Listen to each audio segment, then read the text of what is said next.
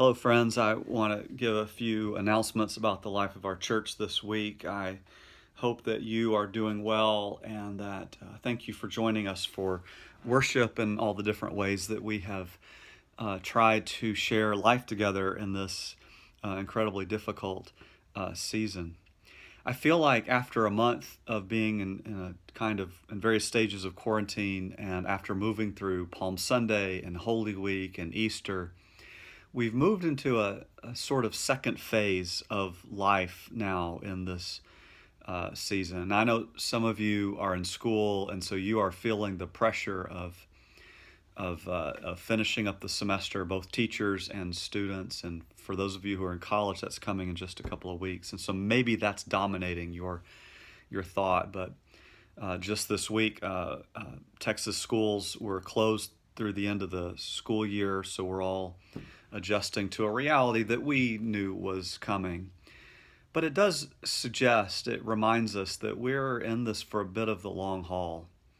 Whatever decisions are made on the state level or the federal level in the next days or weeks about how we open back up, nobody knows exactly what to expect, but it seems like we're going to be in this situation for a while.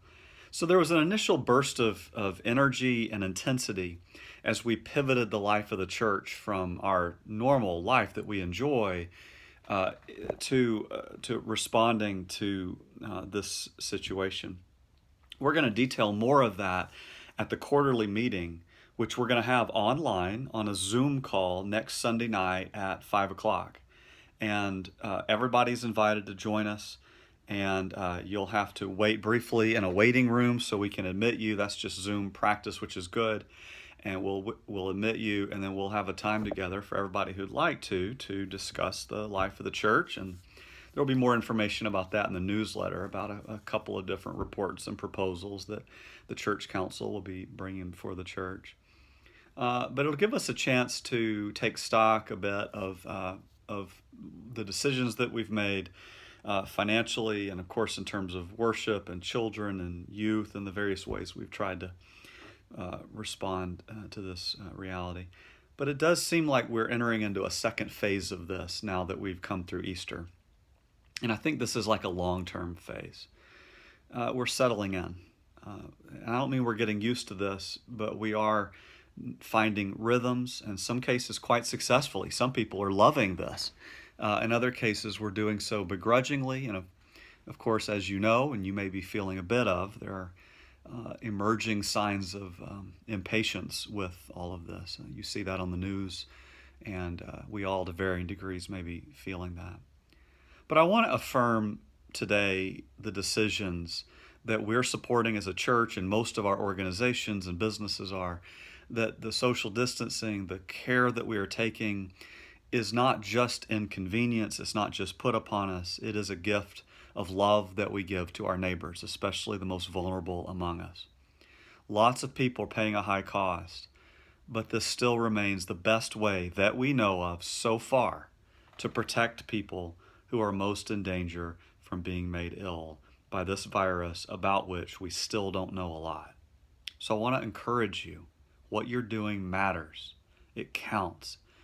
It's somehow making a difference. And for the price that you're paying, I want to just say a word of gratitude to you and encourage you to keep it up. We can't mitigate every effect of this. Some things we're just going to have to hunger for until we can come back. Not only for maybe a meal in your favorite restaurant, a hug and a handshake, but communion, baptism, singing together, being in our church sanctuary, the things that we love, we're just going to have to hunger for, and that hunger is holy. Let it speak to us. But we can also step into the space that's created by this time, and I want to encourage us again in this, to care for each other, to reach out, to make a phone call, to stop by and wave from the sidewalk. Don't forget human contact. We need it. We all need it. And so let's continue to reach out to one another as we're able. I also want to say and remind us that we have funds available at the church to offer to you who are most affected by this situation. And we know you're there. We see you. There are entrepreneurs whose businesses are shut down. There are students. There are those who already were scrambling month to month. We want to help. So please just drop a line to Tiffany or to me. We would like to be able to help you. And so let us know that we can, and we would like to. Don't let April be your financial, uh, you know, your financial, you know, Waterloo. Let us help you through it if you're facing a particular challenge. Finally, I want to just say how much we appreciate you. We miss you. And it was so good to see so many of you on the Monday, Thursday Zoom call. Oh, that was just great. And to hear from so many of you that participate in the daily prayers with a meal. Keep doing that. It's important. We need it. And who have participated in our worship services. Thank you. It's good to know we're not alone. We all need to know that. And I'm grateful every time I'm reminded that you're out there.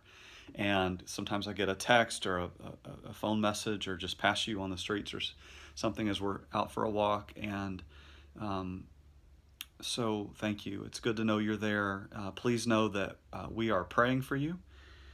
We're cheering for you. And you're not forgotten. And especially want to know you to know this day that you are loved and you're missed, and we can't wait to see you again. Blessings on your week this week. Hope to join you in our prayers each day with the meal.